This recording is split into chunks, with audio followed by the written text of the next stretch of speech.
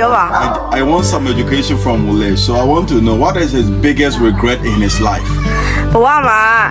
ဒီပေါ့နော် experience နဲ့မှာဆိုရင်အမကိုအမှားအကြီးဆုံးအနေနဲ့မှားခဲ့ပြီးတော့နောက်တော့ရခဲ့အမှားပြောဘယ်မှားမျိုးဖြစ်မလဲပေါ့